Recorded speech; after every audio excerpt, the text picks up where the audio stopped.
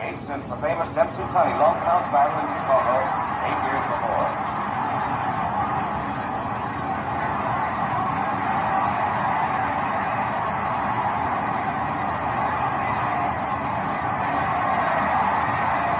Everyone stunned by the fury of Lewis's attack.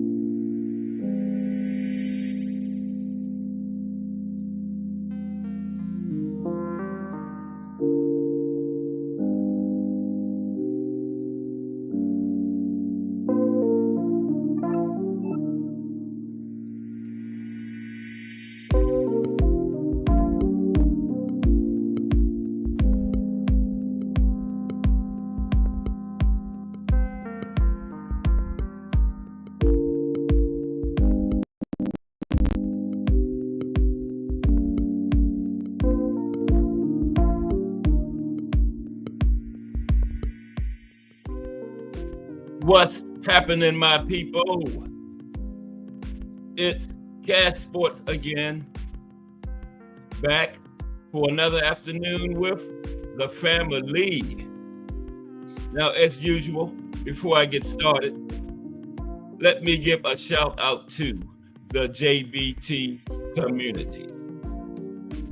It's just boxing talk.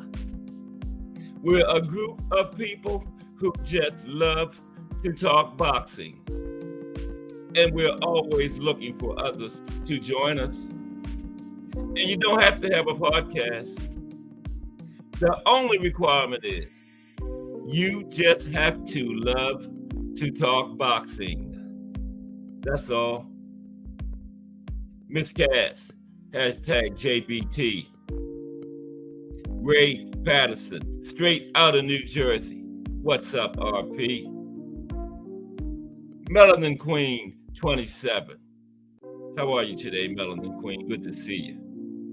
Mike Magic. Salute, Mike. Appreciate you 1000%. Salute to everyone. And welcome to another episode of Cast Sports, the Box Historian. Today, all-time great Southpaws in boxing. And you know what time it is.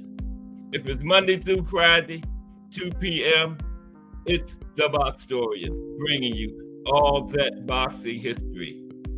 Boxing is the greatest sport of them all. That's why we love it. Can't get enough of it. All right, how's everyone today? It's the Hump Day edition of Cast Sports the Box Story. Yep, halfway through. If you're a working person, of which I am not, I'm a retired person now. It's all downhill for the work week, though. From here on out. Today, it's going to be all about Southpaws. I got like 25 of the greatest Southpaws of all time. All former fighters. Okay, we don't have any current active guys on the list. You know, if I'm still doing this 15 years back, Bud and Earl and Usyk and Loma, Shakur. But this is boxing history. Those guys are still active. So, and we got some good, like we got Just Do Boxing, talking about everything going on in boxing today. So here, cover those guys.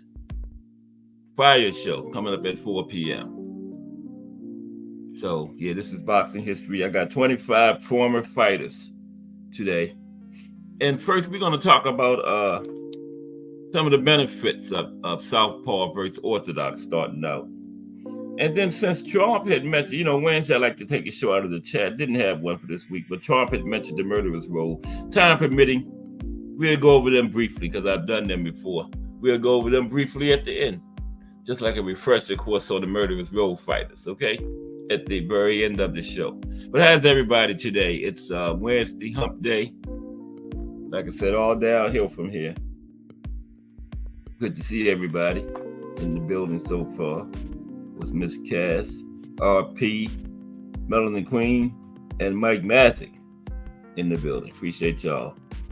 Yeah, we're going to be talking about the Southpaws. Beautiful weather is continuing up here. Wow. Big Dre. What's up, Big Dre? Hashtag JBT in the building. Salute. That's Al, the JBT spokesperson. That's him on the commercials and, you know, the other little drops you hear on the channels. I don't know how to put mine on here. I got some fire drops. I got one for Fantasy Matchups Monday. Hopefully by next Monday it'll be on there. Man, they love those Fantasy Matchup Mondays. I got about 800 views and running on that thing yesterday so far. But what's strange is, you know, most of the views come from the replay, but when people do the replay, they don't hit the like button because I had like about 50 views after the live went off and like about 23 likes. Now I got almost 800 views and like 25 likes. I don't know, how come that when people do the replay, they don't hit the like button? The like button is still there, right? I just don't understand that. 800 something views should be at least about 100 likes. But yeah, but I appreciate the views. Yeah, they like those Fantasy Matchup Mondays. Yeah, yesterday this week was really good, man. 800 and still going strong. Wow.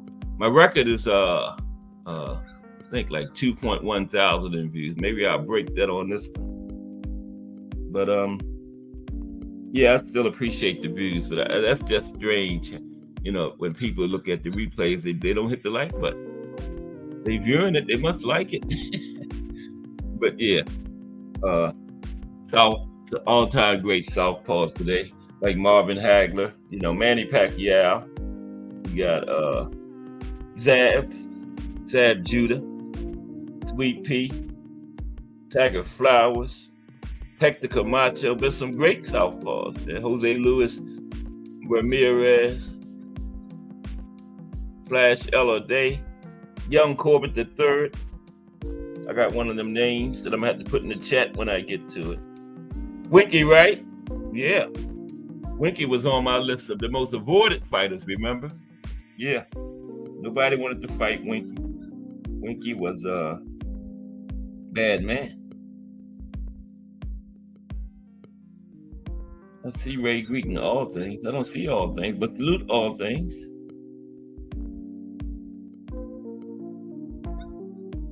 Like Ray said, what's good? Good to see you. Yeah, all things been in here a few times. No, let's talk fashion this morning, but he should be back next week. November the I think next week is the first, right? How many? October has 31 days, so yeah. The next Wednesday, whatever date it is, he'll be back at 10 a.m. This is 2 weeks without it. Got me looking at magazines and stuff in the morning, trying to get my fashion. Just we've been getting that Friday Let's Talk fashion from Remo. But he's going into his third season now, and it will start next Wednesday. You know, we're not just boxing. We are oh, you know, Ray Patterson said he know Winky Wright's father. Is Winky from New Jersey, Ray? Yeah, because I know Ray is from New Jersey, but Ray knows his father. Wow, that's something. I know Tank's father, Ray. Mm-hmm. I knew him years ago. Yeah, I knew Tank's father before Tank was even born. Back in like late 80s, early 90s. Yeah, I knew him. Mm-hmm. Yeah, didn't know his mother, but yeah, Ray knows Winky Wright's father. Is Winky from New Jersey, Ray? I'm not sure where Winky is from, but he's on this list of the 25 of the greatest Southpaws of all time today. Yeah, Winky was a bad man and avoided too. Winky fought a lot overseas early in his career. You know, he couldn't get a fight. You know, couldn't get him.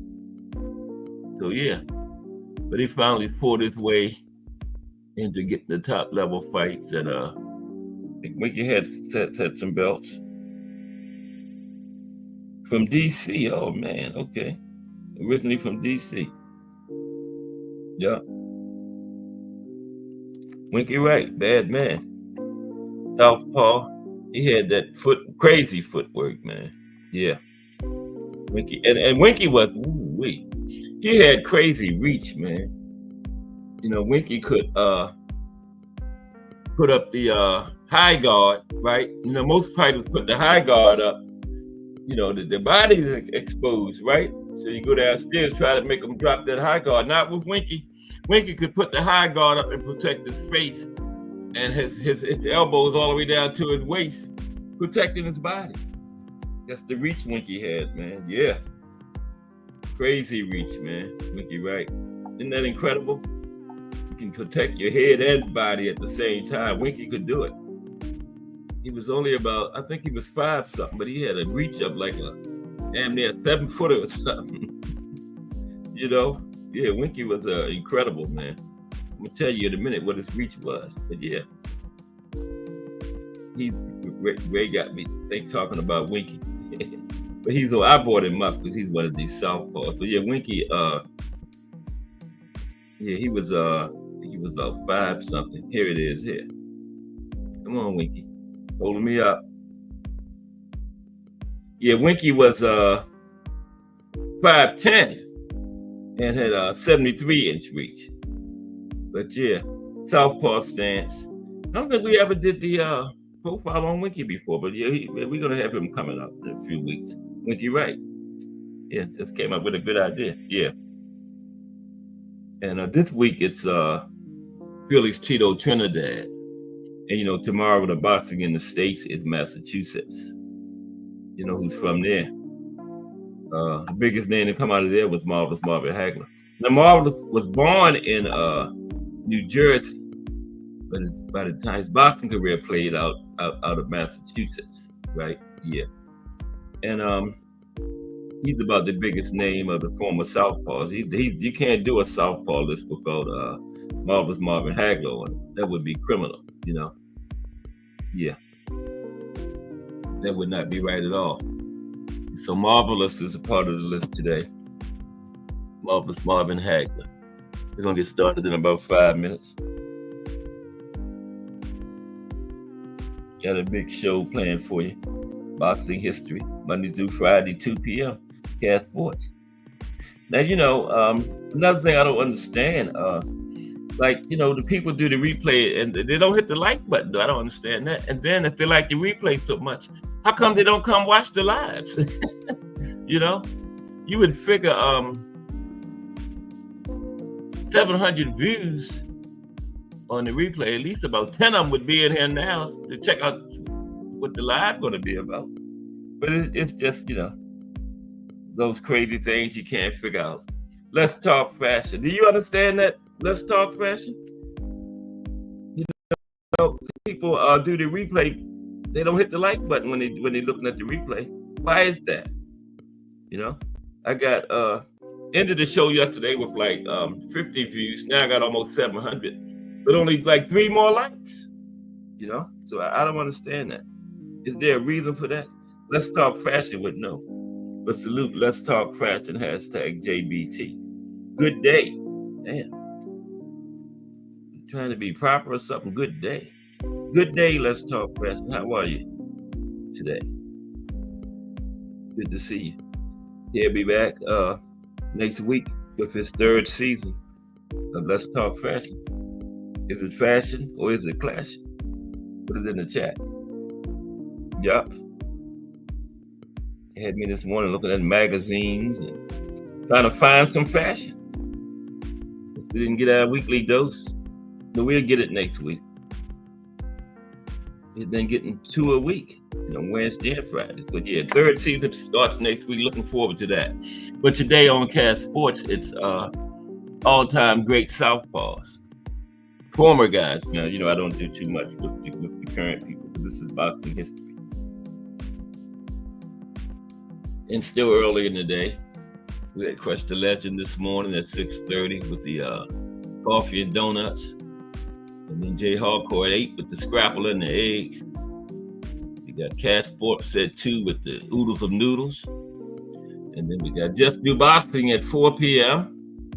And BVO Boxing TV at 8 p.m. All this is today. And the Rise Podcast at 9 p.m. Shutting it down for us. Normally on Wednesdays, we have Let's Talk Fashion at 10 a.m. But he's getting ready for his 3rd season. So, yeah, that should be big. For that next week. Part of this, all of us are part of that Fire JBT network. Anybody here from, what's the guy name that won the air fryer again? Cut Creator. He should have it by now. Damn, it's Wednesday. Yeah. And then the raffle will be put the rest on to the next one. Big Supreme. What's up, Big Supreme? Big Supreme in the building. #AMCFSG. Another knowledgeable boxing supporter.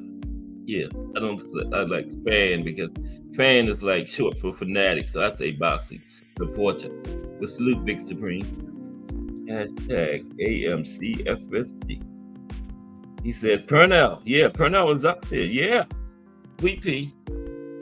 And guess what, Big Supreme? I had him number 2. Okay. Oh, you're speaking to him this morning? Okay, Melanie Queen, thank you. I had him number 2, Big Supreme, so you can imagine who's number 1. Might be the marvelous one. Yep. Damn, what am I doing? Slap your hand right. Okay, Al Booger, what's up, AB? AB is in the building. What's happening? Let's say AMC FFG. I was writing it down. What's up, Al Booger? In the building. Yes, Sweet Pea is up there. I ain't mad at anybody that say he's the best southpaw ever because he is up there, man. Make a great argument for that. I only had 1 in front of him. Got a lot, 25 of them, Didn't put any active people on here, though, Just former fighters, boxing history. But first, we're going to talk about the difference between Southpaw versus Orthodox. Okay? Yeah, we're going to cover that. Y'all like my cartoons? Yeah. Usyk. Al Booker says Usyk is the best. Damn. Oh no. Usyk. But I don't know if I got Usyk in the top 10. Big streets, everybody else is converted. Paul. But yeah, Booker, I only know if Usyk is when you go looking at history all time. Usyk is in the top 10 if you're talking about active, but all time, I don't know, man. You got Hagler and like Big Supreme said, Sweet Pea. You go way back, Tiger Flowers, man. You got Antonio Tarver, Winky, right? Paul Williams, Chad Dawson, Zab Judah. Is that 10? No. Flash Elliday, Jose Luis Ramirez, Hector Camacho, Vicente Saldivar. Yeah, man. Manny Pacquiao. Oh, no. Freddie Miller, Joe Kawasaki. Yeah, Joe. Man, Usyk might not be top 15 now, brother. Might not be top 25. But Usyk is he's a great fighter. He was undisputed in 2 weight divisions. And then we got the big heavyweight showdown coming back up. But it's not undisputed this time because they stripped Usyk. Like I said, I never understood that. How did they strip him? And he was fighting for undisputed. What tops that? What tops that? Man, fighting for undisputed. How can it get stripped? You know? Wow. But they did it. And Triple D has it now. Him and AJ fought for that. Triple D stopped AJ. And so he's the IBF now. So they're just going for unified the other 3. Like the IBF is the only one stripping people. They even stripped Canelo. Yeah, he wouldn't fight William Skull. And now Williams fighting somebody for William Skull is fighting somebody for the IBF at super middleweight coming up. Yeah, scrambled an egg is good, RP.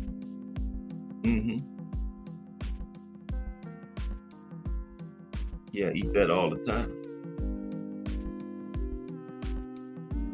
And then this weekend we got Regis and Jack Catterall.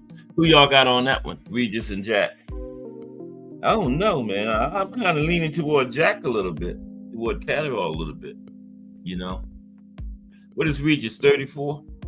Jack is around 32. After 30 years old in his 30s, I believe. Right? Jack ain't no spring chicken, but Regis is like 34 or something like that. That's a big card too, man. I see like double-digit fights on it. Yeah, we're gonna go over it Friday. That is a huge card from London, I believe. Yeah, I think it's from London. Regis went over there last time and lost to this way fought George Taylor, remember, in London and lost that one. Now he's back over there. I don't think Jack is from the UK, but he's from over that way somewhere. Yeah. So it's close. They like their home cooking over there in that area too. But we will see. But that's this weekend. This is Regis' first fight since he lost his belt to Devin. Oh, Jack is from the United Kingdom. Chorley, Lancashire. Okay, so he is from over there. Yeah. Jack is how old is Jack? Catterall. Born in 93. Yeah, 31. Jack is 31. Yep, I knew he was in his 30s. Yeah. And Jack is a South. We got 2 Southpaws, yeah. I'm looking for, I think that's good matchmaking. I think that is a very good match between Regis and Jack Catterall. Yeah. So, you know, you got to give Regis his props. He didn't just come back out and take a light touch just to get back in the winning column. He took a very good test. Oh, Al Booker got Jack too. Yeah. Yeah, I got Jack on that one. But you got to give Regis his props. He didn't take his loss and just come back and take a light touch just to get back in the winning column, you know. He's going up against a good test. Yeah, that's good matchmaking. I think it's a very good matchup. Yeah, Regis is 35. Yeah, 35. I knew it around in there, 34, 35, yeah. So if Regis loses this, is this it for him? Is he in gatekeeper or journeyman status after this. That's too straight for him, you know. I thought if Devin could have pressed on the gas, he had the potential of stopping Regis. You know, he knocked him down, but you know, I thought he could have. You know, if he could have got in there and just got him on the ropes and just started unloading on him, because Regis was clearly way behind, and if he would started unloading on him like that, it wouldn't have been any reason to continue to fight, because you know, Regis almost needed a knockout to win once he started getting late in the fight. But we'll see him back this weekend. But let's get ready to get started on today's show. Enough small talk. I don't know what happened. Yeah, Thomas Hill said Lonnie Lee changed his hours. Oh, Ray is going with Regis. Okay. So we got 2 Jacks and 1 Regis. Yeah, that's what I think, Al Booger. Yeah, he's yeah. I don't think he's back in any. But if he loses this one, man, I don't know about another title shot or anything. But yeah, the winner will be in good shape, because you know they got we got Ryo and Liam Paro, Teofimo, and Devin. Yeah, Devin still has a title there at 130, 140. So nobody's fighting though. Like 140 then came to it like a standstill. Not seeing too much with the champions. You know, as far as fighting each other. They need to mix it up in there. But let's get ready to go with today's show. Enough small talk. All-time great Southpaws. So we're going to talk about Southpaws versus Orthodox first. Got the chat up on both folks. Chat, you can't have everything now. How's everybody today? It's hump day. I don't work nowhere. Every day is hump day. For me. I'm a retiree. Anybody hiring?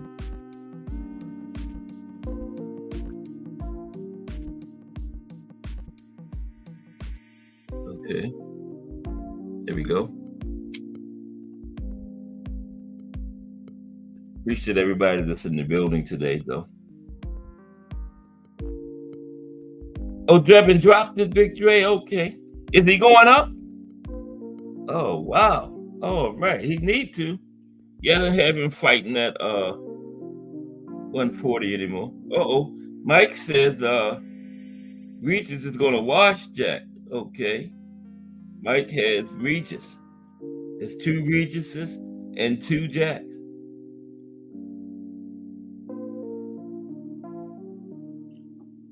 Ray says Regis needs to put that pressure on early so he doesn't fall behind. Yeah, because he's fighting in the UK against a UK fighter, so you don't want it to be too close, because they like their home cooking over there, man. They believe in that home cooking. Yeah. The last one, and you couldn't call it a robbery because it was a close fight, but I thought Regis had pulled it out against Josh Taylor, but you know, it was a good close fight. Josh Taylor always have a knack for finishing strong. That's how he got that first Jack Catterall fight. And Jack did take his feet off the gas a little, but that second one, no, he kept it to the metal. He said, "Y'all ain't taking this one from me." Yeah. Josh Taylor has a habit of trying to steal fights in the championship round. And he got the one against Regis, and he was successful against Jack Catterall, 1, but not 2. Is Josh Taylor still fighting? But let's get ready to go with today's show. All-time great Southpaws in boxing. But first, Southpaw versus Orthodox benefits, okay? Let's talk about that first.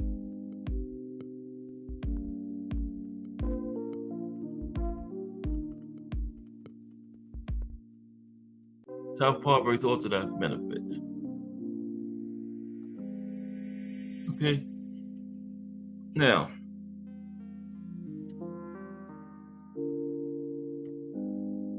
that over that side. Big Supreme said, if Regis' feet is in quicksand, he will get stopped. Crush the legend. What's up, Crush? The legend in the building, right on time. We are getting ready to get started with today's show. Salute Crush the legend. 6:30 a.m. in a joint TWT JBT effort. Coffee and the Donut, 6:30 Monday through Friday. Fire show. I overslept this morning. I woke up like 8 o'clock. It was off, man. I used to catch that every day. But I'm going to catch it tomorrow, though. Yeah, I overslept this morning, Crush.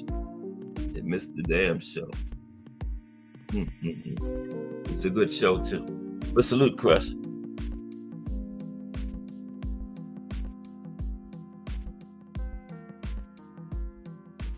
You hired me as the commentator? Okay, Ray. Yeah. I ain't asking too much. Just give me about $2 million a year, something like that. Okay. Now, in boxing, effective coordination is vital for delivering powerful strikes and maintaining a sturdy defense. Now, as you know, from everyday life, everyone has a dominant hand and foot. You know, the hand you primarily use and the foot you lead off with. Now, for fighting, this tends to decide how you position your arms and legs, right? Which is your boxing stance.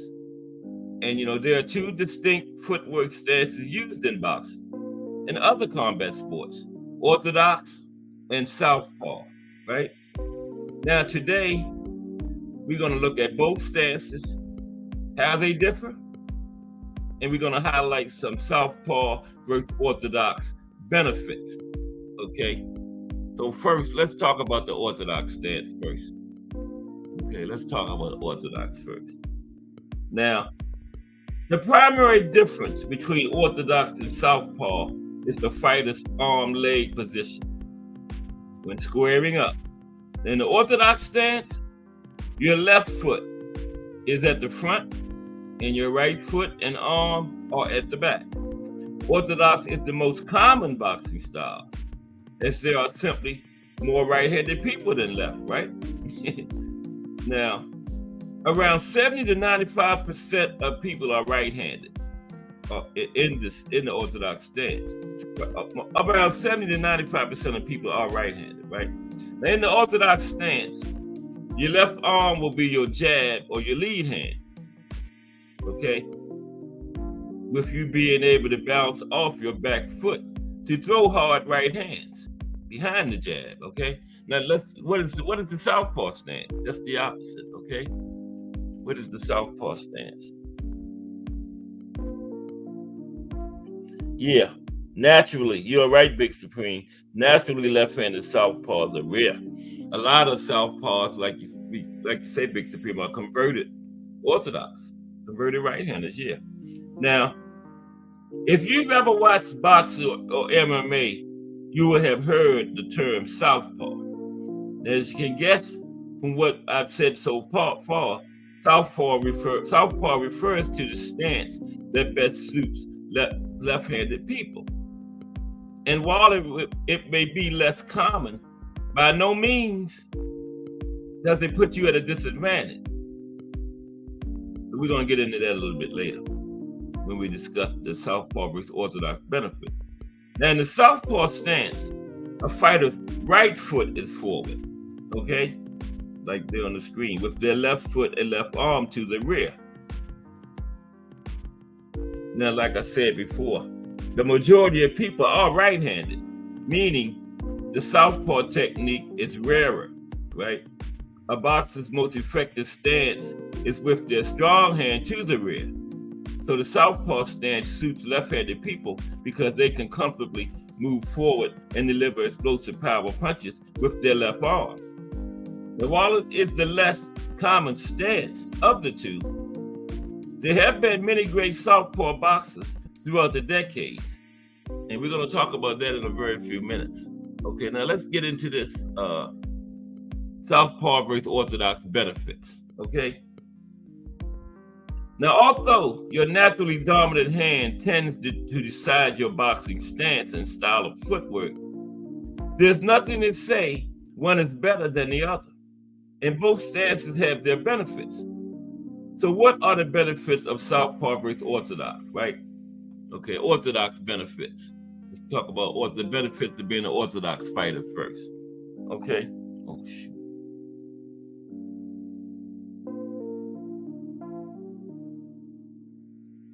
Yeah. Oscar, Barrera, Cotto, Ward are natural left-handed, but we're taught Orthodox, okay? Yeah, from Big Supreme. Yeah. They did the opposite. They were left-handed, but they fought Orthodox, okay? Yep. Now, Orthodox benefits. Now, most of the time, right-handed boxers naturally adopt the Orthodox stance, allowing them to throw power punches with their dominant hand at the back. And as the majority of people are right-handed, a significant percentage of boxers use the Orthodox stance, right? And the Orthodox and Southpaw stances are naturally different, which can prove to be beneficial for several reasons. Now, here are a few benefits of the Orthodox boxing stance. Easier access to high-quality training. It's safe to say that things are easier for Orthodox boxers when it comes to training. More specifically, the quality of training. Most people are right-handed, meaning there's an abundance of fighters and coaches who use the same stance as you do. So this means the coaches will be more familiar with Orthodox fighters and be able to provide in-depth, effective training. And you'll have a long list of Orthodox sparring partners to choose from. Another benefit, familiarity with Orthodox fighters. Also, a wealth of right-handed boxers means there's a good chance your opponent will be right-handed. You'll be better equipped to understand and be familiar with the movements and techniques they use. Naturally, this increases your chances of predicting their movement and being able to set traps for counterattack. Body shots. At some point, every boxer will feel the pain and shock of a mean body shot. Now, due to the positioning of the Orthodox stance, you're naturally much closer to the opponent's right side, which offers a considerable advantage as the liver is within reach for a clean strike. Okay? Now let's look at the Southpaw benefit. Southpaw benefits of being a Southpaw, fighting out of the Southpaw stance. Okay? The element of surprise, right? The element of surprise.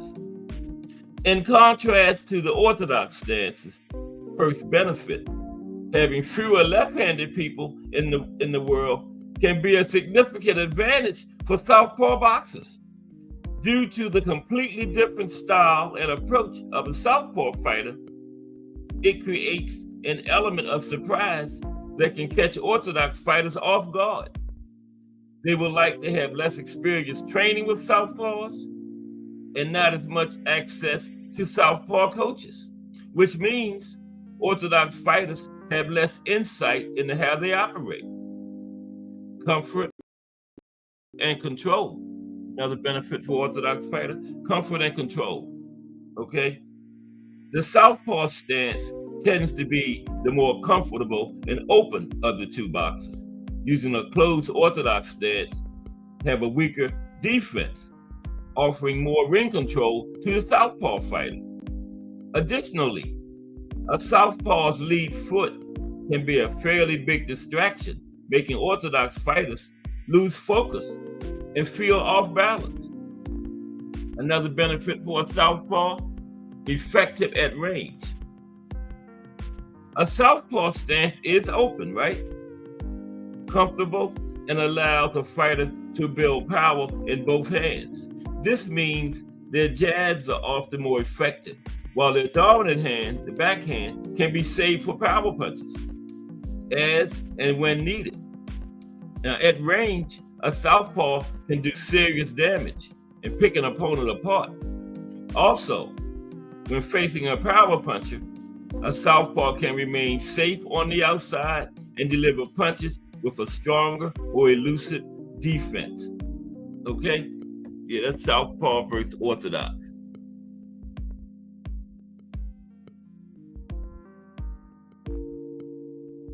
I didn't even change it to the southpaw. Wait a minute.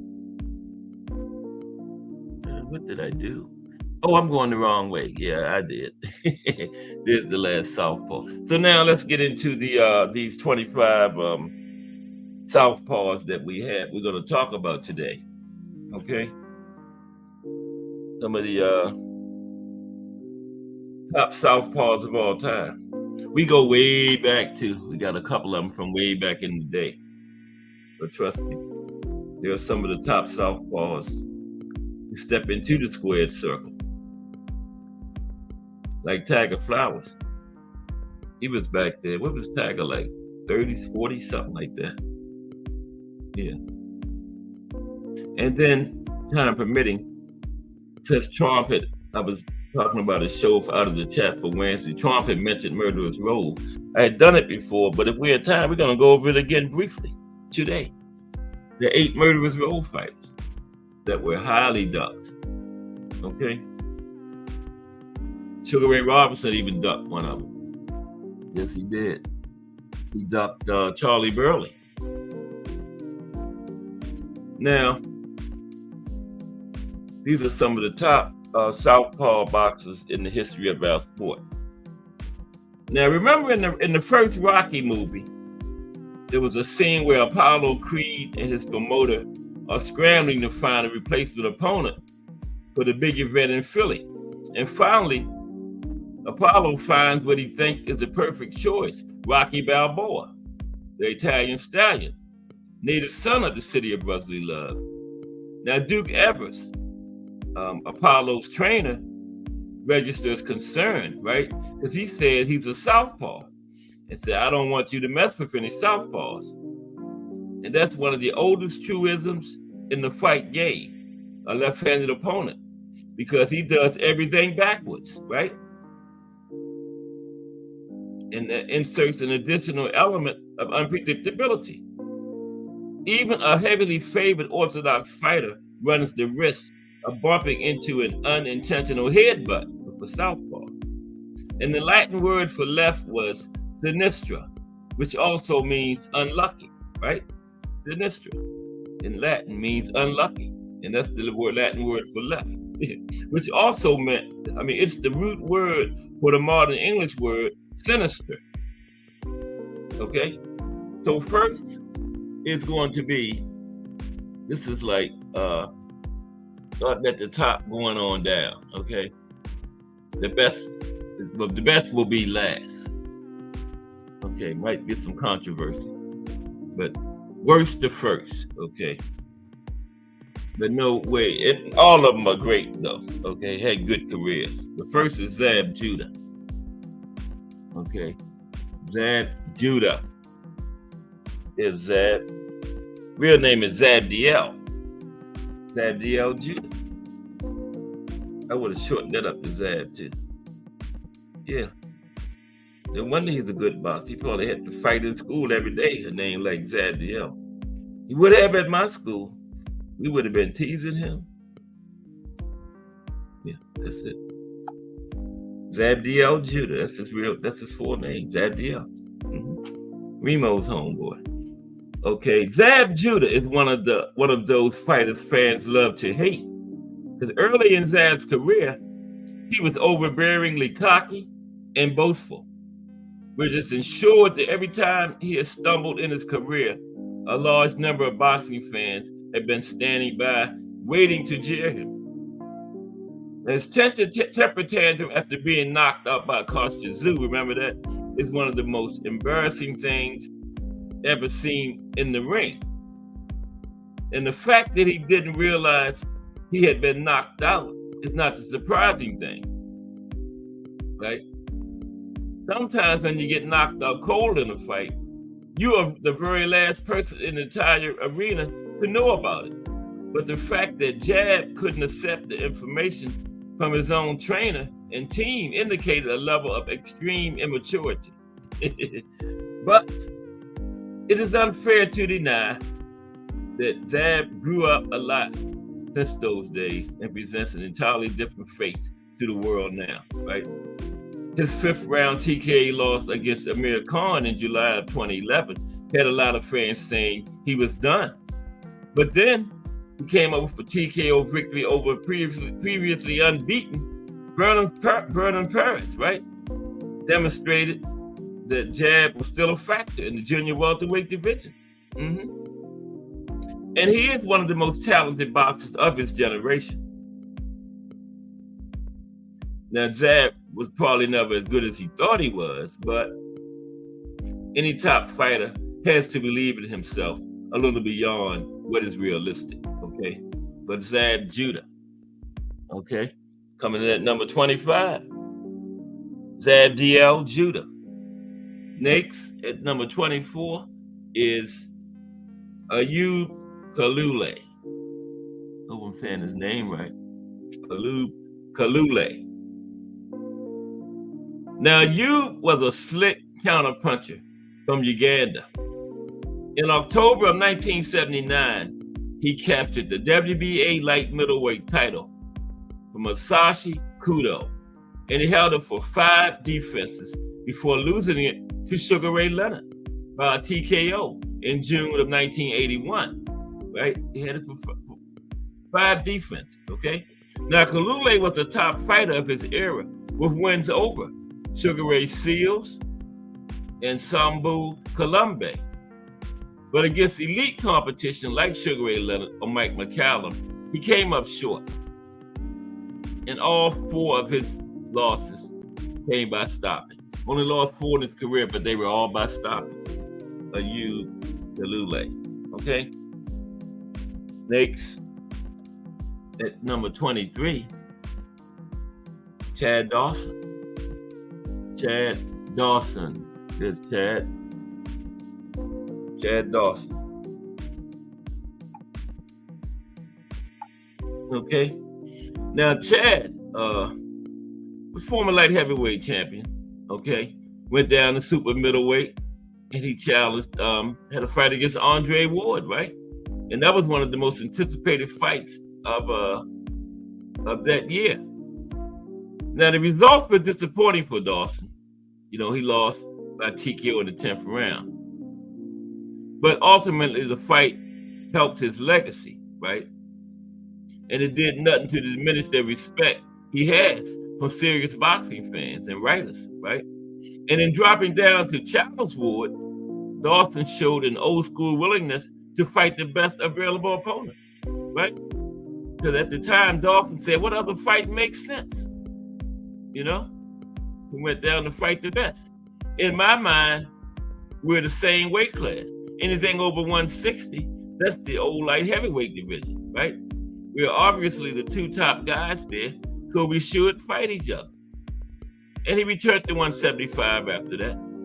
Chad Dawson, you know, comes in number 23 at Southpaw.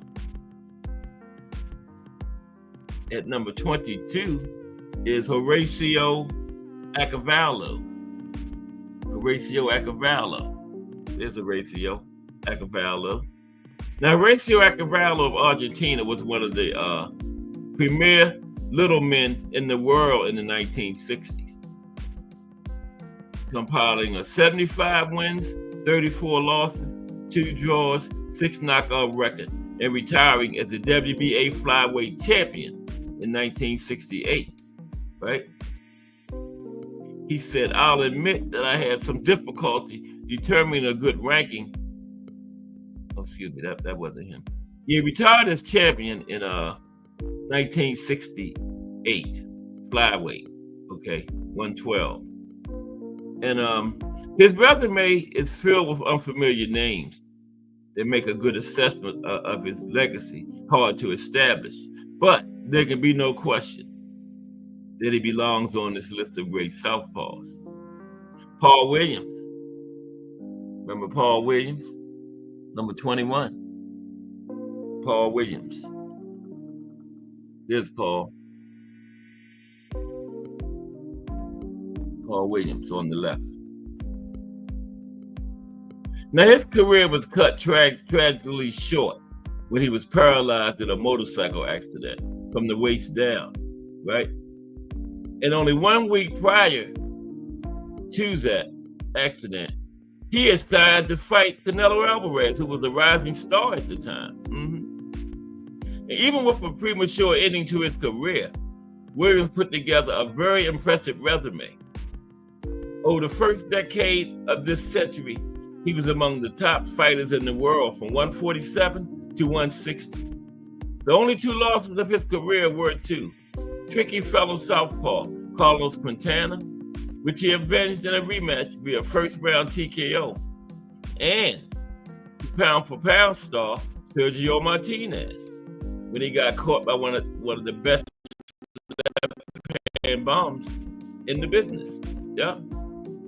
And he had previously beaten Martinez by majority decision. In July 2011, Williams won a majority decision over Erislandy Lara in what many boxing writers considered to be the robbery of the year, right? Yeah, and Lara probably should have won that one.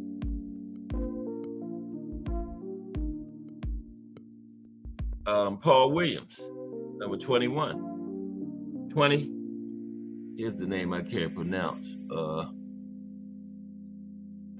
Homsa Select Long Chakong. Here it is right here. That ain't sound nothing like that. P-O-N-G. I'm just gonna call him P-W when I'm talking about it. S-A-K-L-E-K. That's just the first name, about 50 letters in it. Okay, there's the last name. W-O-N-J.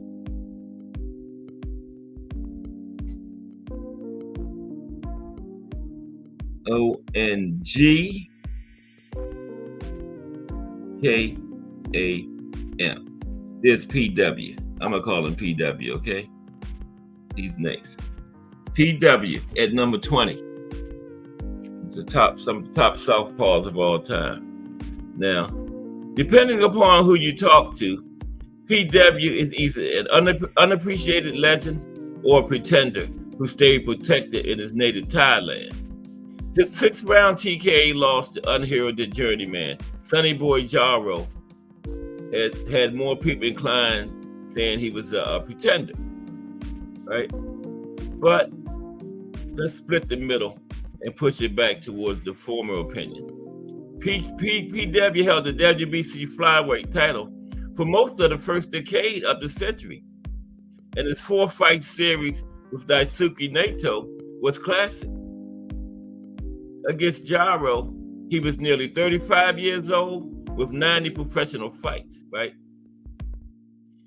Probably time just caught up with him. He was a former champion, and he fought 3 more and won 3 fights since he lost to Jaro.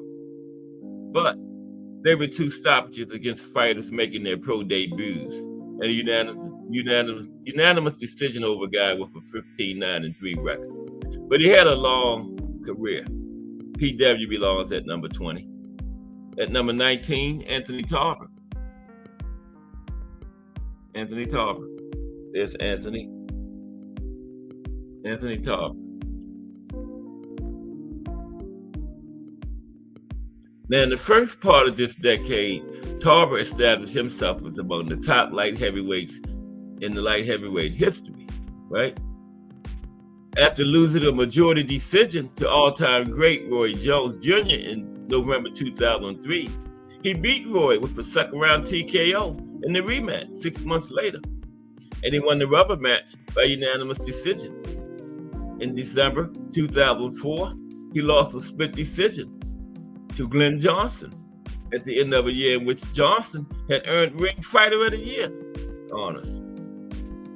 And Tarver won the rematch by unanimous decision 6 months later. fought till he was north of 40. And he beat Chad Dawson twice when he was over 40. Yeah. What's his name? Antonio Tarver. At 18 is Ronald Winky Wright. Ronald Winky Wright. There's Winky. Ronald Winky Wright. And he was very avoided earlier in his career, right? And he lost to Paul Wears in 2009. Then he took like three years off. And prior to that fight, he had a unanimous decision loss to Bernard Hopkins in July 2007. And that made him 0-3 over that 5-year stretch. But from the late 90s through 2006, he was among the elite at 154 and 160. Had a draw with Jermaine Taylor when Taylor was still undefeated and fresh off ending Bernard Hopkins' long reign of dominance at middleweight. And Winky beat Felix Trinidad and Shane Mosley twice, right? He was a 4-time world champion at 154 and earned his spot in Canastota in the International Boxing Hall of Fame. Ronald Winky Wright. At 17, Paulie Ayala. Paulie Ayala is next. In the late 1990s, Paulie Ayala was a dominant force in the bantamweight division. In 1999, he captured the WBA 118-pound title by handing Johnny Tapia the first loss of his career.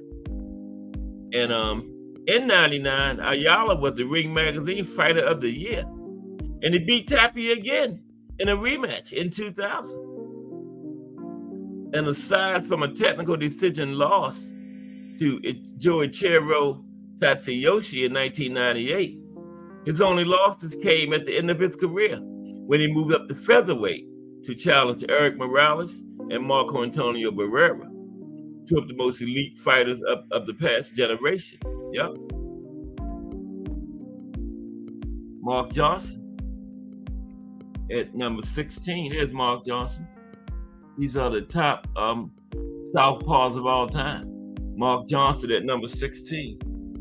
There's Mark facing us. Mark Too Sharp Johnson was probably the greatest fighter ever to come out of Washington, D.C., right? Fighting in the sport's lower weight classes, he established himself as a legitimate attraction, right? And he is in the International Boxing Hall of Fame. Aside from dropping a 4-rounder in his second professional fight, Johnson was untouchable at 112 and 115 pounds.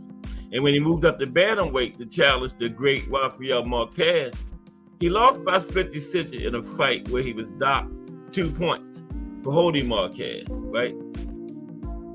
And Marquez won the rematch by TKO in the 8th round. Johnson then dropped back down to 115 and won the WBO title by edging the highly rated and then undefeated Fernando Montiel. Mark Too Sharp Johnson. Yep, bad man. Bruce Gas, Boxing, Jazz, and More in the building. What's up, Bruce Gas, Boxing, Jazz, and More?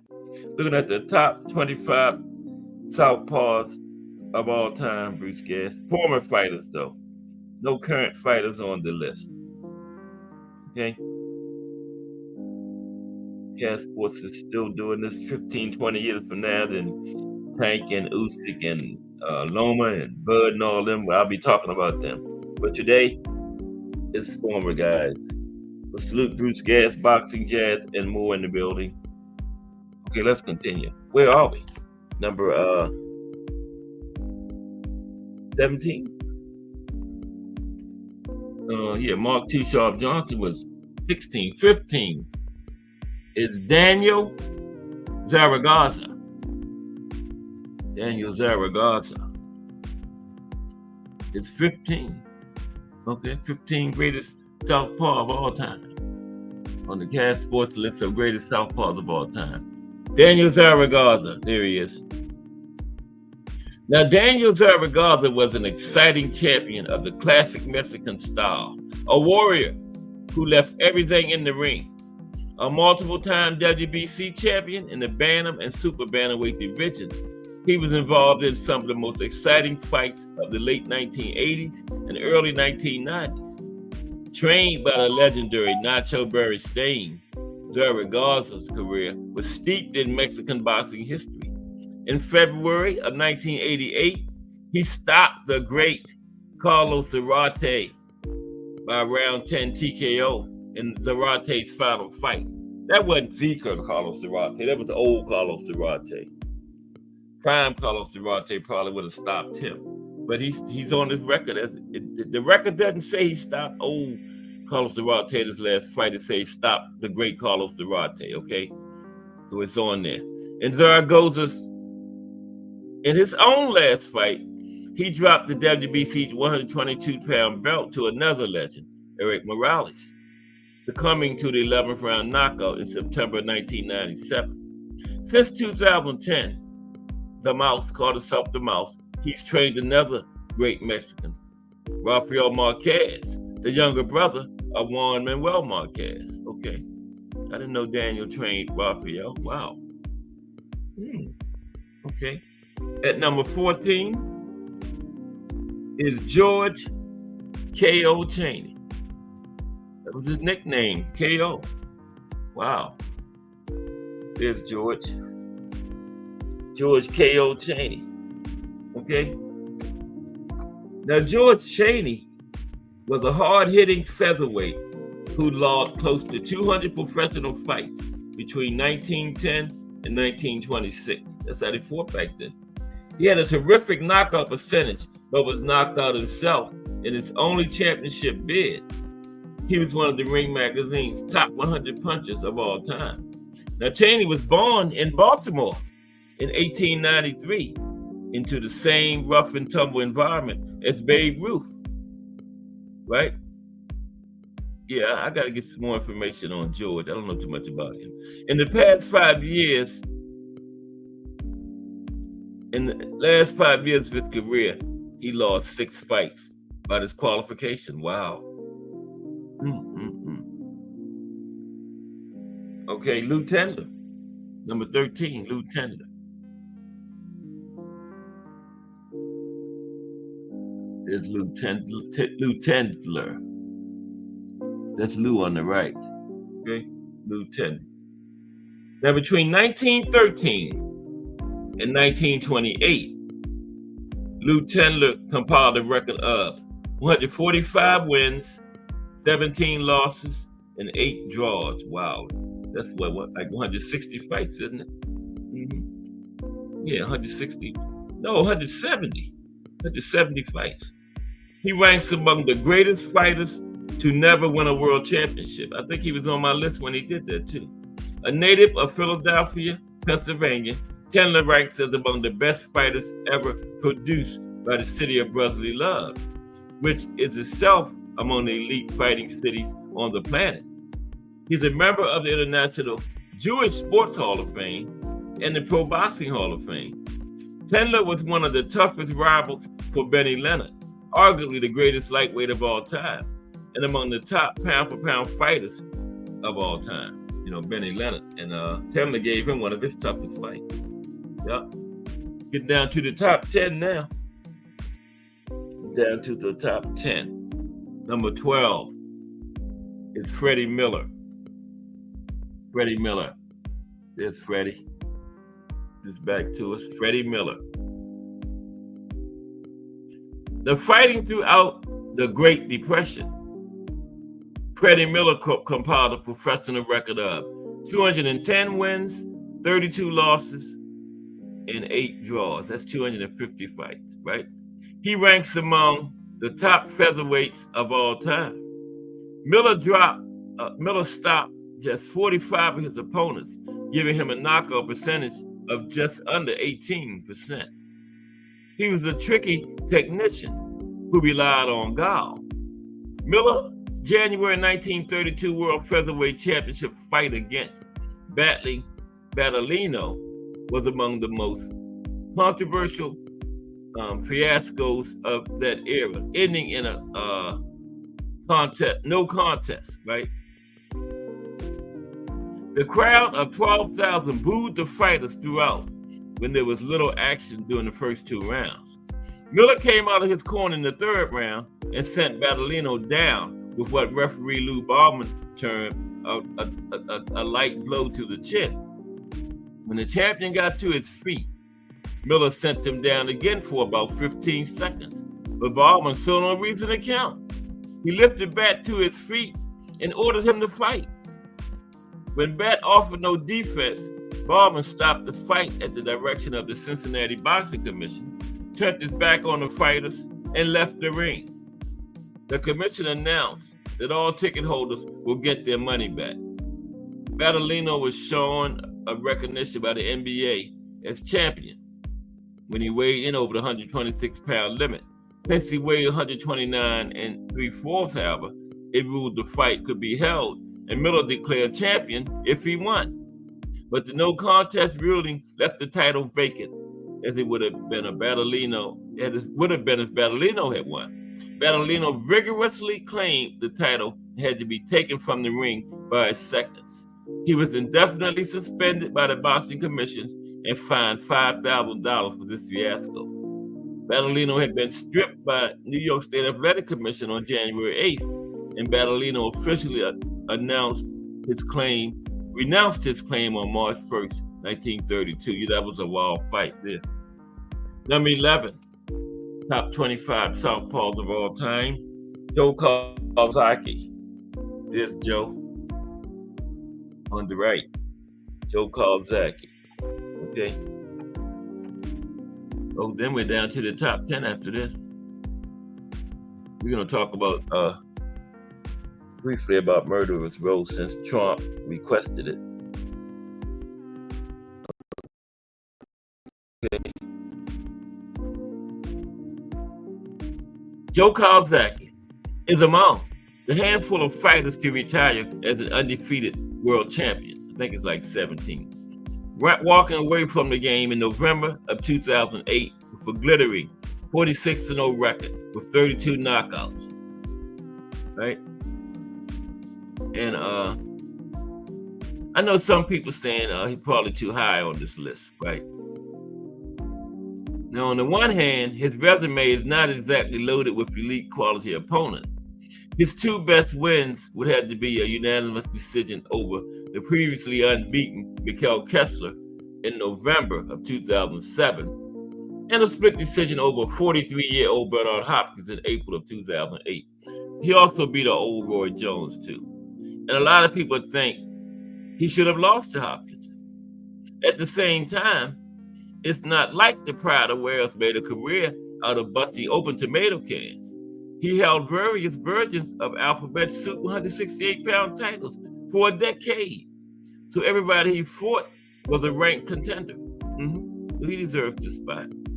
Okay, number 10. Flash Elodie comes in at number 10. Flash Elodie. There's Flash Elodie. Okay, number 10. There's a strong argument that could be made for Flash Elodie as the greatest Filipino boxer of all time, even above Manny Pacquiao. His 27 career losses against 89 wins stand out as an argument against him. But one has to consider the era he came up in. You're always fighting top guys back then. Elodie began his career in 1951 and fought his way up at a time when 6 to 10 fights in a year was standard for a hungry lower weight fighter. He emerged from the competitive Asia Pacific environment and exploded onto the boxing scene in 1955 when he defeated featherweight world champion Sandy Sadler in a non-title fight. Now, Elodie lost the rematch by third round TKO due to a cut.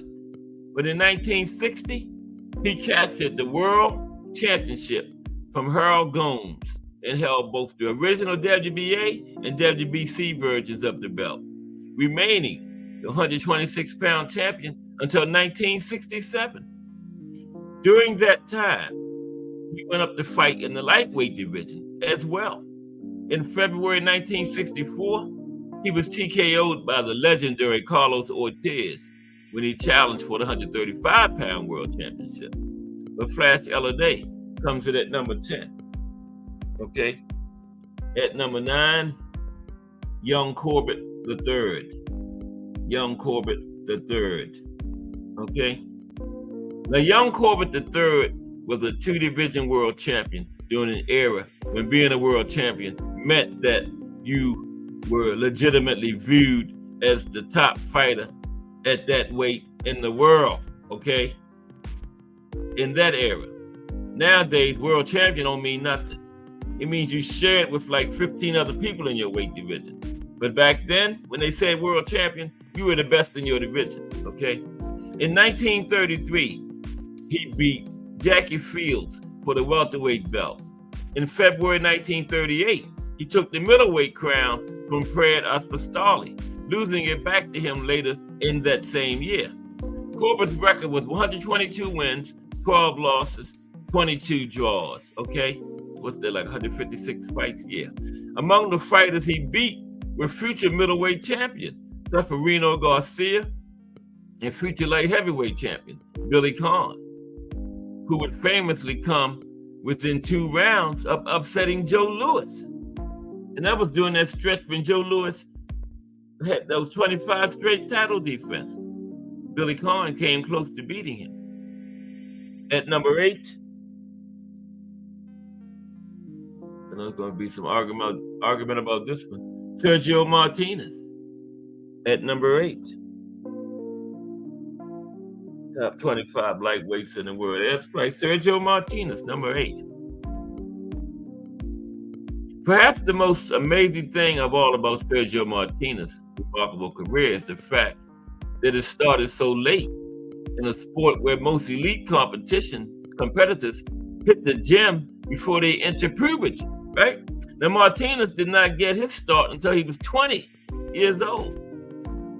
And you would never guess it to look at how good he was in the sport, right?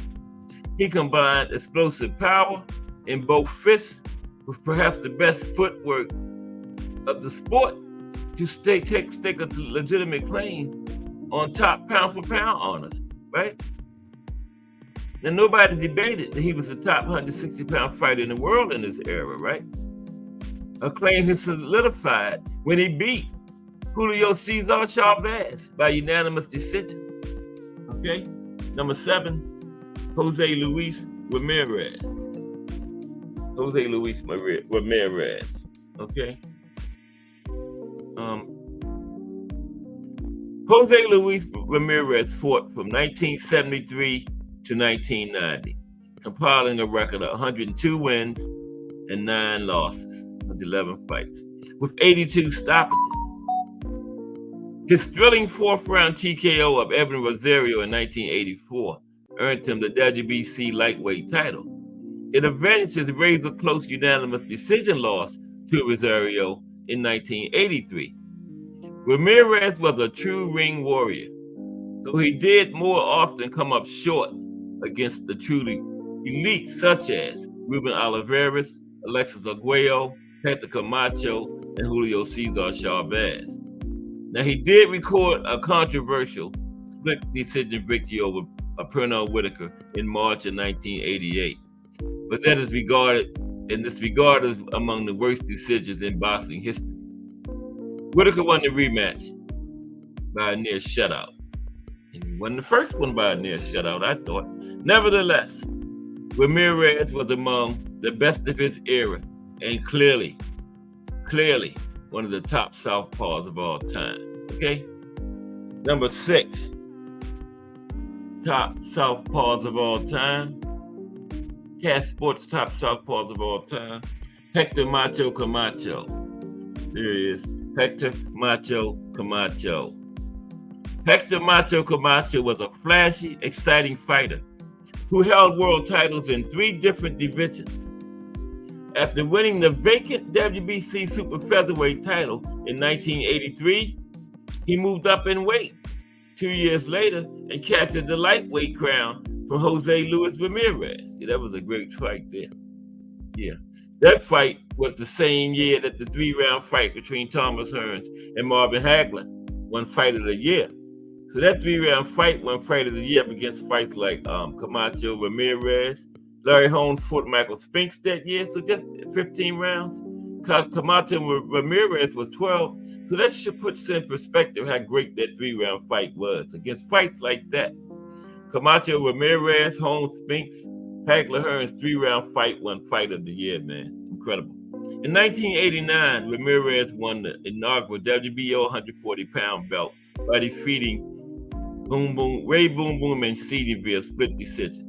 In 1992, Camacho lost a high-profile showdown to the juggernaut known as Julio Cesar Chavez by wide scores on all 3 cards. 2 years later, he lost a bid for the IBF welterweight crown to Felix Trinidad. In 1997, Camacho TKO'd the immortal Sugar Ray Leonard, who was making an ill-advised comeback attempt after 6 years away from the ring.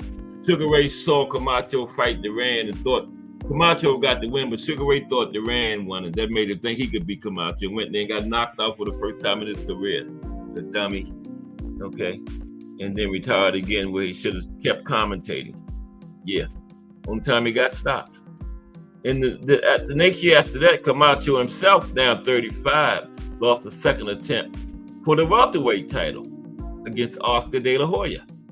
In the end, Camacho would keep going until he was nearly 50, right?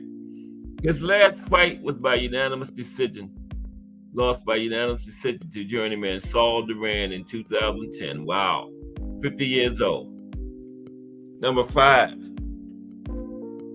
Vicente Saldivar. Vicente Saldivar, move thing.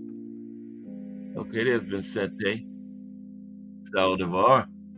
Number 5, top Southpaws of all time. Yes, Vicente Saldivar, number 5. Mike Rem in the building. What's up, Mike? Talking about the top Southpaws of all time, Mike. We are down to number 5. Vicente Saldivar. Salute to Mike Rem in the building. Did you stop at the principal's office, Mike? We were very late. Or stop at the principal's office on the way out at 4 p.m. But salute Mike Rem. Okay. Vicente Saldivar, number 5. A member of the 1960 Mexican Olympic team, Vicente Saldivar has a short career by the standards of his era and nationality, compiling a record of 37 wins, 3 losses, 26 stops. Yeah, they considered 40 fights short at that time. And for a Mexican fighter, yeah. But during the heart of his career, he was essentially untouchable. He captured the undisputed world championship in 1964 by defeating the great, legendary Sugar Ramos. He defended it 7 times before retiring in 1967. The only loss of his record, a disqualification, okay? Now he came back 2 years later and in 1970, reclaimed the WBC version of his crown by beating Johnny Famechon, though he lost it in his first defense to Kuniaki Shibata. A last attempt to reclaim the title against Ida Joffer in 1973 ended in a 4th round knockout, okay? Yeah, before he came back, his only loss was by disqualification. Then he came back and lost 2 more, but still not bad, 37-3. Number 4, top 25 Southpaws of all time, the Pac-Man. Manny the Pac-Man Pacquiao, okay? Manny Pac-Man Pacquiao, number 4, okay? But I got like 40 or 50 likes. No, but it's okay. It's all right. Okay? Now, Manny Pacquiao.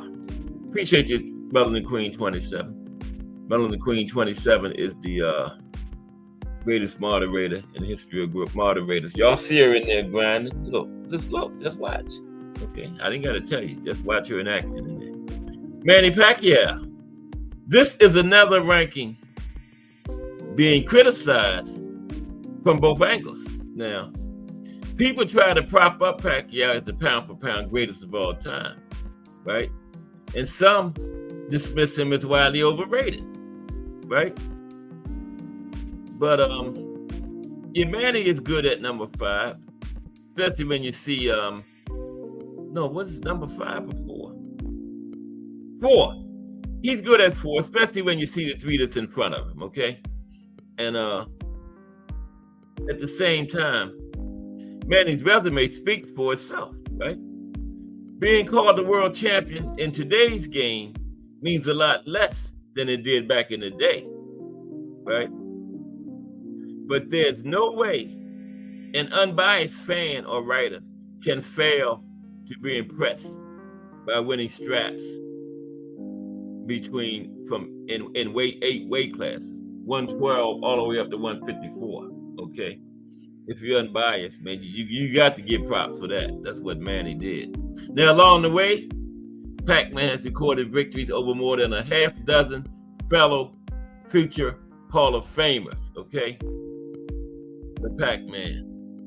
Number 3, top Southpaws of all time, the great technician, Tiger Flowers. That's Tiger on the right, the great Tiger Flowers. Okay.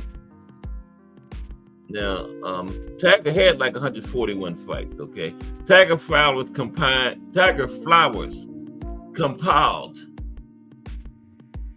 a record of 119 wins, 15 losses, and 7 draws. Fighting in an era when racism routinely prevented black fighters from getting a fair shake in the judging, right? That's why you see a lot of black fighters from that time had 30, 40, 50 draws, because a lot of them were really wins, but they refused to give them the win. But just the time, that's all. But anyway, BoxRec.com provides this detail regarding his world title loss to fellow immortal Mickey Walter. Now, world middleweight title, the Chicago Tribune had 3 reporters at ringside, and all scored Flowers as a decisive winner. The referee was the sole arbiter in Illinois' rules at this time. Referee Benny Yanger said he based his decision on Walker landing the cleaner punches and that Flowers only slapped with an open glove. Tiger also was guilty of sticking a thumb in Mickey's eyes on occasion and also of healing. Spectators at ringside could not believe it when the referee held up Walker's hand as the winner. Flowers was down in round 9, and the gate was $77,000, 137. Now, yeah, the referee was doing the judging, he gave it to Walker, but all 3, they had 3 reporters from the Chicago Tribune, all 3 of them gave it to Flowers. Not one gave it to Walker, but the referee did. That's what counted. Now, the Georgia Deacon was what Flowers called himself, right? He captured the world middleweight title by defeating the near mythical Harry Graf, regarded by many boxing historians as the best middleweight of all time, and one of the very top pound-for-pound fighters of all time, Harry Graf. Tiger Flowers beat him.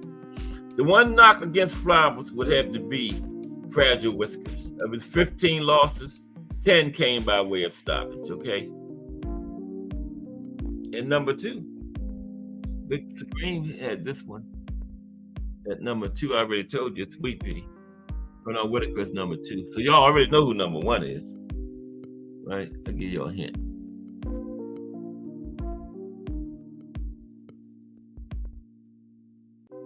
If Sweet Pea is number 2, y'all know number 1. But we ain't got 2 numbers. We ain't got the number 1 yet. Okay, number 2, Pernell Whitaker, right? Pernell Whitaker is one of the very first names that should go down when you're talking about a top Southpaw list, right? And the tough decision is deciding whether he's, where he stands in the top 5. Manny Tiger Flowers, Marvin Hagler. Okay, I forgot who number 5 was. Let me see. Number 5 was 1, 2, 3, 4, 5. Vicente Saldivar, right? Saldivar 5, Pacquiao 4, Tiger Flowers 3, Whitaker 2. Okay, yeah. Now, Sweet Pea was a member of the legendary 1984 Olympic boxing team, where he won a gold medal. He turned professional in November of that same year and won 15 straight before he challenged Jose Luis Ramirez for the WBC lightweight crown in 1988. We just talked about Sweet Pea Friday, remember? He was a profile. Now, he lost a split decision, which was one of the worst judging rulers in boxing history. And Whitaker had some of the worst luck with decisions of any elite fighter ever. His draw against Julio Cesar Chavez in 1993 was even worse than the Ramirez decision. And Whitaker probably should have won over Oscar. Although that wasn't as bad as the other two. But he probably should have got the win over Oscar in 1997. Okay. But like I said, it was closer than the other two. But the loss to Ramirez was merely a speed bump. Within a year after that, Whitaker had captured the IBF lightweight belt, had unified all 3 belts a year and a half after that. And a strong argument can be made for Sweet Pea as the greatest lightweight in boxing history, right? And he also went on to win titles at 140 and 147 as well. Okay? Yeah, I think he was pretty busy. And then, of course, the Cat Sports top, what are we doing? Orthodox? I'm just kidding. Southpaw. Switch it, Southpaw.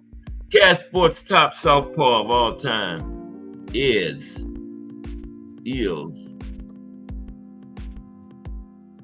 changed thing. Damn. Messed up my introduction. Didn't even change. There it is.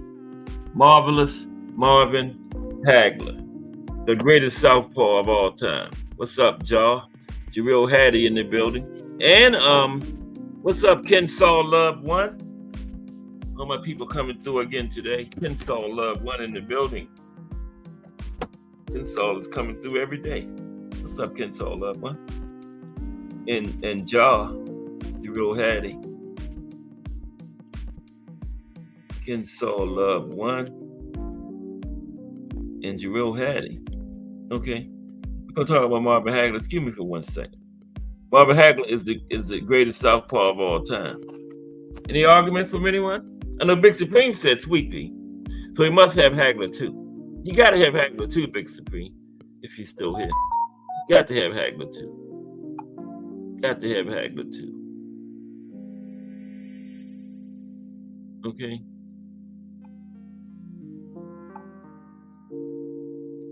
Okay, let's see. Marvin Hagler. Now, with a record of 62 wins, 3 losses, 2 draws. He had 65 fights, 67 during his career. 52 of them knockouts, okay? And a then unprecedented 13 successful defenses of the middleweight championship of the world. 7 straight years, 80 to 87, he was champion. Never lost it. They cheated him against Sugar Ray. Marvin Hagler is ultimately the clear-cut choice for the greatest southpaw of all time.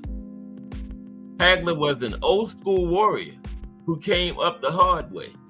Nothing was handed to him. One of the most avoided fighters of the 1970s, right? Joe Frazier told him, you got 3 strikes against you, son.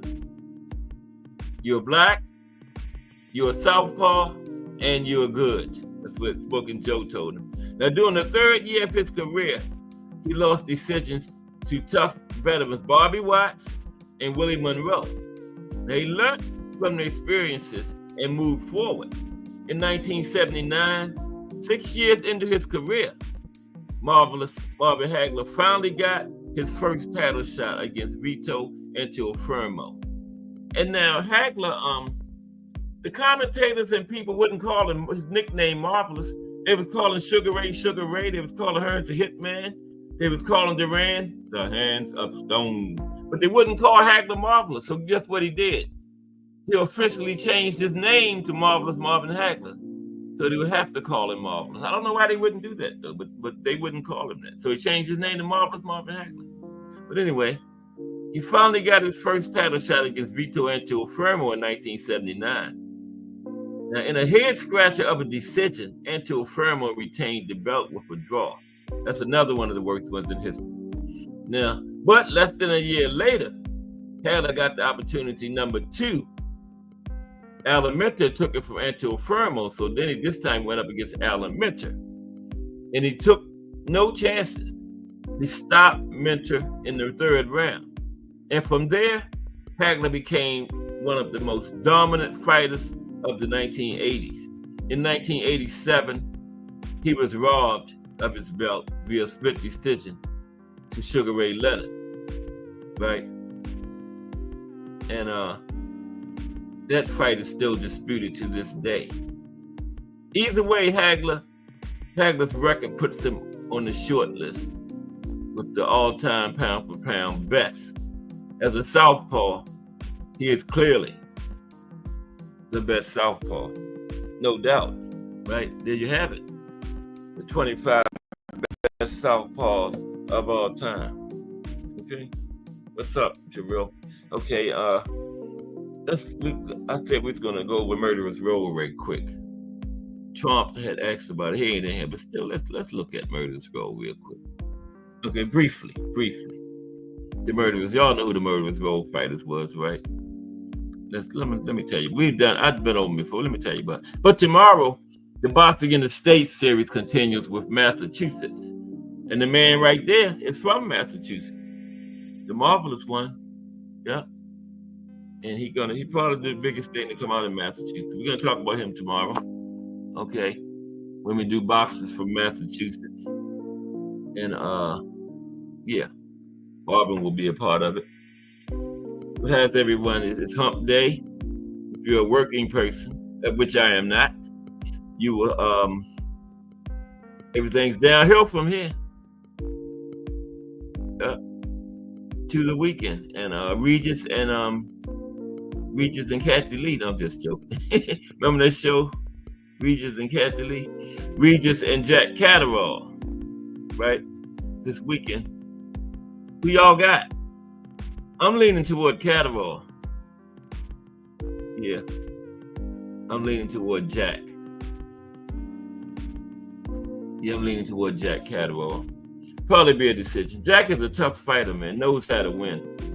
As long as he don't take his foot off the gas, like he did against. I think he learned this lesson in that first Josh Taylor fight. The first Josh Taylor fight, yeah. Because the second one, he clearly kept his foot on the gas and got to this. I thought he deserved both of them, to tell you the truth, but he got it. The second one. Murderer's Row. Okay.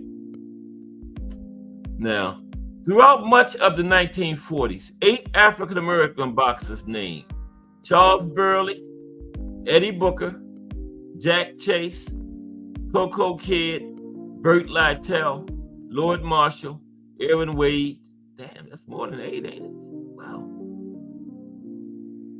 Yeah, that sounds like a lot. Charles Burley, Eddie Booker, Jack Chase, Coco Kidd, Burt Lytell, Lord Marshall, Aaron Wade, and Homer Williams. That's 8. And Homer Williams were heavily avoided by many other prominent boxers of that era, including Sugar Ray Robinson himself, who avoided Charles Burley. Now, 6 of them never received the title shot because of corrupt management and oftentimes their skin color. Instead, they had to fight each other just to stay active, and make money off of the sport, right? Now, because it was their occupation, Just Do Boxing in the building. What's up, Just Do? Coming up at 4 p.m. Just Do Boxing. Okay. Yeah, we had talked about Southpaws earlier, but now, since Trump had asked about Murderer's Row the other day, this Wednesday is usually the show to come out of the chat. I'm just going to do Murderer's Row briefly in this last half hour, right? Yeah, they had to fight each other just to stay active and make money from the sport, right? Because it was their occupation. That was their livelihood, right? Nobody would fight them, so they had to fight each other. Okay. Now, Lord Marshall, the Cocoa Kid, Eddie Booker, and Charles Burley were eventually inducted into the International Boxing Hall of Fame, right? And the only title holders out of the group were Jack Chase, who held the California State Heavyweight and Middleweight belts, and Eddie Booker, who lost his middleweight title to Jack Chase. Yep. The Murderous Road Fighters, man. Yeah. And Charles Burley was considered to be the best of the group. Yeah. Yeah, Charles Burley. Yeah, then after that, remember, we came up to boxing in the 50s. That was the 50 was really the golden age of economic expansion right after the war, right? Everything was picking back up. Boxing was coming back around. A lot of boxers that fought, and the might as well keep going since I'm past the Murderous Road, going to the 50s. Since the war was over, the boxers was coming back because boxing had really slowed down during the war, remember. Many boxers were coming back to the sport, and they were eager to take advantage of the increased paydays brought about by a booming economy, right? And fighters and their managers, that was the television came around in the 40s, right? And fighters and their managers knew that televised fights were the way to make big money, right? And increase the chances of cashing in on endorsement deals. You get them fights on TV. And it was common for big name fighters to get acting roles and date the hottest Hollywood stars during that time, right? Jake LaMotta and Sugar Ray Robinson, remember? They fought each other for the last time in 1951, but they went on to fight many others throughout the decade and into the next. Sugar Ray, he had a Hall of Fame career. He could have stopped in the 40s and been in the Hall, or he could have started fighting in the 50s, and from what he did in that decade, he had a Hall of Fame type career. Yeah. Yeah. And then considered by some to be the greatest heavyweight of all time, Rocky Marciano was in that period. He is still the only undefeated champion in history, heavyweight champion in history to retire. He retired in 1955, 49-0 with 43 knockouts, right? And at that time, the golden age of boxing was in full swing. Although many of the fights during that era were marred with corruption and mafia influence, right? Because that's when the mafia was going strong in the sport, right around that time. Okay. So let's talk about that since we got some time left. The mafia and their dealings in there. Okay. In boxing, because one time the mafia was controlling who got championship fights, and they was controlling who won them. Okay. Then in the 60s, they got them up out of there. The Fed stepped in, and Jake LaMotta and I think it was Carmen Basilio or Ike Williams. Their testimony was instrumental, in it. But who needs the mafia when we got the Bob Father, Don King, Mauricio all mixed them into it?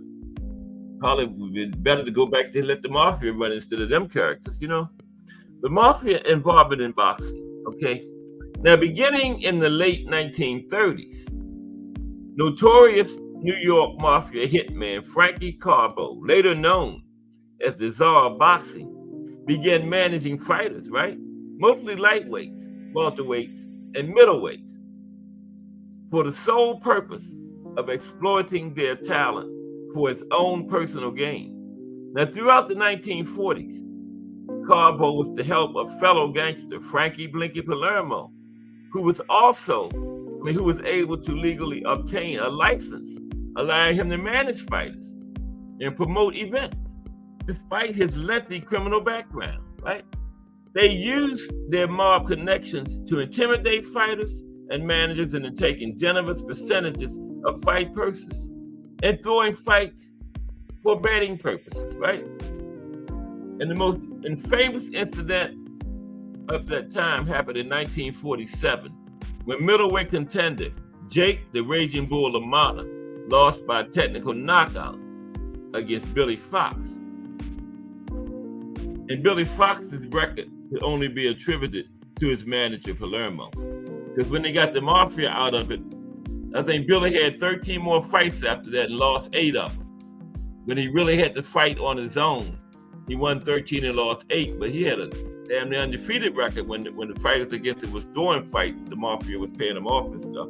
But when the Mafia got out, Billy won 13 and lost 8. Okay? And, you know, the Mafia was heavily controlling boxing in the middle 40s. And Jake LaMotta felt his only shot at the middleweight title was to capitulate and give in to their demands, which also included a payment of roughly $20,000, $20,000, which it's about $200,000 today, okay, right? And LaMotta then threw the fight against Fox, and he admitted that after his retirement. And Jake, that was the only time Jake was dropped in his career, and the only time, and he did that on purpose. He took a dive, right? Only dropped one time in his career, and he took a dive, and he admitted that under oath in front of Congress, right?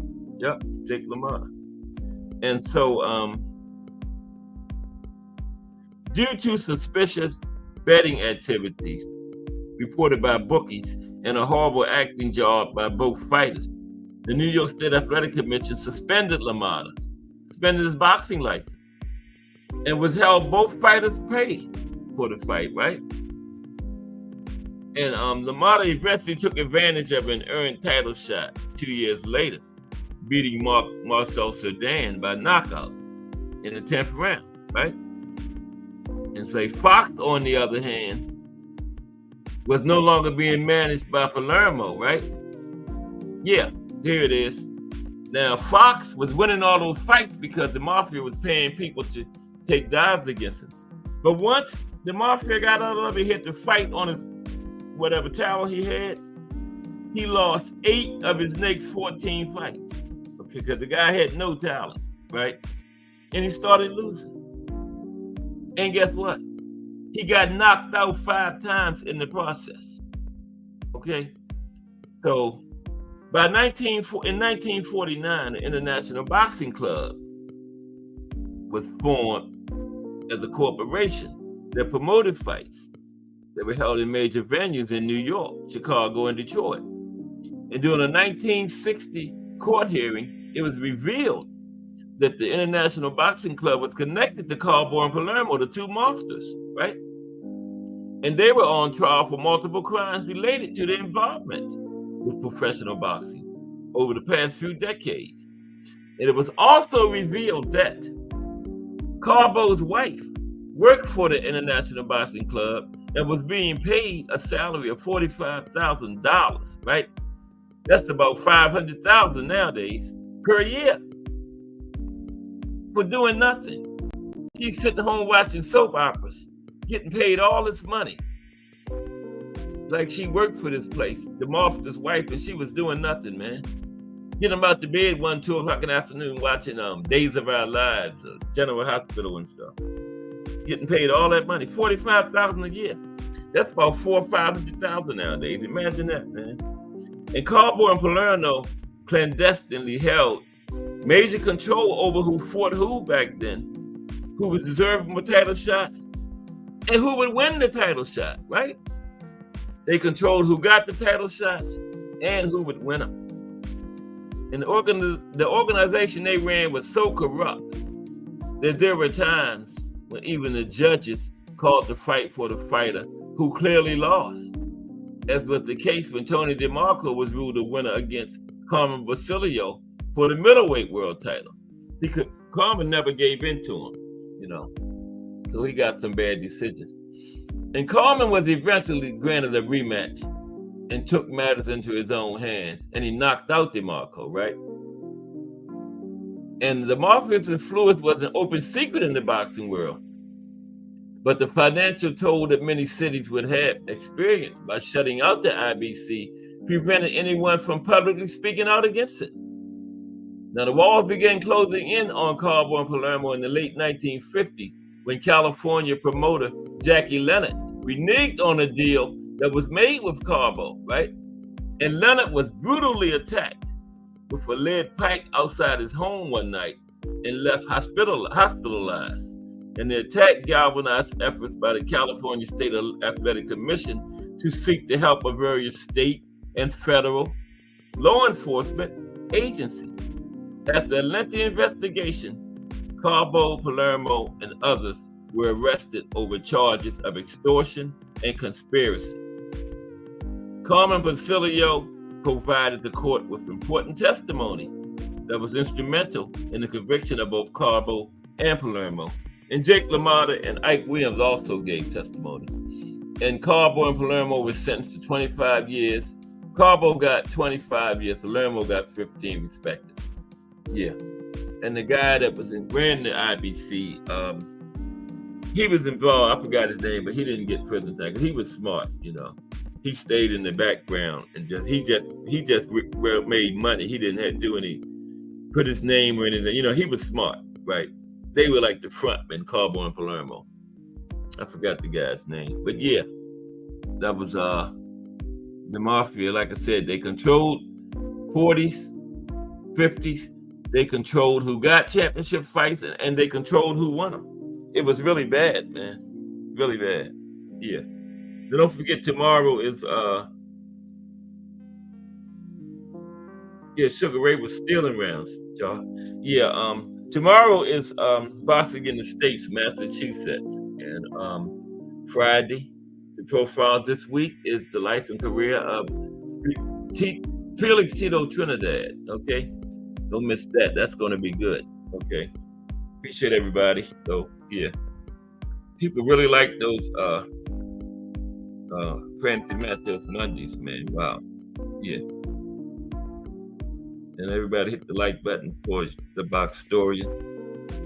Just Do Boxing is coming up next. In these JBT, on these JBT airwaves. Okay. Anybody not subscribed? Subscribe, like and subscribe, and we're on to the next one tomorrow. Boxing in the States, Massachusetts. Yeah, we're winding down. After the boxing in the States, it's going to be boxing around the world. We're going to go to each country and do a history of boxing in the countries in the world and look at some boxers from those countries. Okay. Yeah, that's how we're gonna do it. Boxing around the world. But this is in like February, March 2025.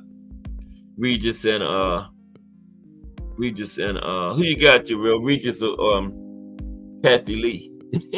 Regis or Jack Catterall? There used to be a show. Come on. Regis or Jack Catterall? Who you got, Jaw? I got Catterall. By decision. Regis is done. He's headed toward gatekeeper status. He's 35 years old. I don't know if he's going to be getting any more belts. Ooh, them likes jumped up all of a sudden, man. I was at like 75 likes, no just do. But they in good shape. I appreciate it. My likes have been looking good lately. And we're growing. Rome wasn't built in a day, you know. We're gonna have 100 people in here one of these days listening to this boxing history, so people can go out when they talk boxing, know what they're talking about, you know, instead of just saying some kind of talking point they heard, right? Like people always say, Thomas Hearns had a weak chin. That's just a myth, man. Thomas Hearns didn't have no weak chin. Man got knocked out a couple times. Roberto Duran got knocked out. Don't say he had a weak chin. Come on, man. It's just a myth. You know, it's a casual talking point. What casual fans do is they can't talk intelligently about the sport, so they have to talk about what they heard somebody else say. That's where the talking points get started at. They have to talk about something they heard, right? Because, you know, they come on over, bring some of them casuals on over here so I can put them down with some facts and stuff, man. So they can go out there and talk boxing with the best of them. You know what I'm saying? Yeah. But no, Thomas Hearns' chin wasn't all that bad. The man got knocked out a couple times. He's not the only one, you know. Let me tell you, the man had Thomas Hearns had a total of wait a minute, I went to the wrong thing. I was supposed to go to BoxRec, not Wikipedia. Wikipedia don't tell you how many times a person been knocked out, but BoxRec does. It's my pictures I clean. Okay, Thomas Hearns had here we go. The man had 67 fights. He got knocked out 4 times. So now he got a weak chin. That's ridiculous. The man's chin wasn't no weaker than anybody else's. You know? I mean, everybody, you know, a lot of fighters. And back in them days, man, you wasn't in there with no weak links. You didn't take no light touches back then. You know, the best fought the best. Every time you was in there, you could lose. Okay? And yeah. So no, the man's chin wasn't that bad. That's just a casual talking point. Okay? That's all it is. Some people that can't talk boxing, so they gotta say what they heard somebody else say. That's all. Yeah. Roberto Duran was also knocked out 4 times. But I never heard anybody say he had a weak chin. Right? It just happens. Come on, man. Yeah. So that's all that is. Just a casual talking point. Yeah. Yeah. But y'all know any casuals, bring them with you tomorrow, man, so I can put them down with some boxing history and some true stuff. They can go out there and talk, man, you know. When they're talking at boxing. It don't have to be like what Roger Mayweather said about, you know what Roger said? You don't know shit about boxing. But we get ready to wind it up. I appreciate everybody for coming through today. Always appreciate it because, you know, you can be anywhere doing anything. And I appreciate you being here with Cat Sports, man. You know, because I couldn't do it without the people in the chat supporting me, right? And Just Do Boxing is next. Okay, he's gonna be talking at Fire Boxing Talk. Everything going on in boxing nowadays, you know. Take some of them casuals over there to Just Do Boxing. We can get some of that Fire Boxing Talk and know what they're talking about, man. You know, I don't understand that. They won't go in these shows where they can learn.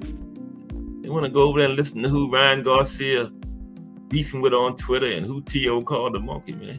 Go to Just Do It somewhere and learn something, man. Stop the nonsense. So you can talk that boxing. But he's coming up next at 4 o'clock. I'm getting ready to get out of here and go eat. I gotta do my second walk. I do walk twice a day, you know. Don't work, so I walk. Gotta stay healthy, you know. But I appreciate everybody for rocking with me. Who was in the building today? Wasn't out of stuff to talk about. Let me get up out of here. I done lost my list where I write the names down. Damn. Oh, there it is in the floor. Okay. Let's see who was in the building with me today. The regular suspects. But anyway, here we go. I'm trying to get down there. Here we go. Okay. Just Do Boxing. The Real Hattie. Kenso Love 1. Mike Rim. Bruce Gas Boxing Jazz and more. Crush the Legend. Al Booger. Oh man, who is it? Oh, Big Supreme. Let's Talk Fashion. All Things. Big Dre. Mike Mazik. Melanin Queen 27. Ray Patterson. Straight out of New Jersey. Salute RP. And Miss Cass, the Executive Vice President, Director, everything of the JBT. I'm Cat Sports. I'm just a lowly employee, okay? We get rationed out a couple dollars every now and then. But I appreciate everybody for rocking with me. I'll be back tomorrow with the Boxing in the States series, because if it's Monday through Friday at 2 p.m., it's the Boxtorian bringing you all that boxing history. Just Do Boxing is straight ahead. This is Cass Sports. Appreciate y'all. Everybody have a good day. I'm out.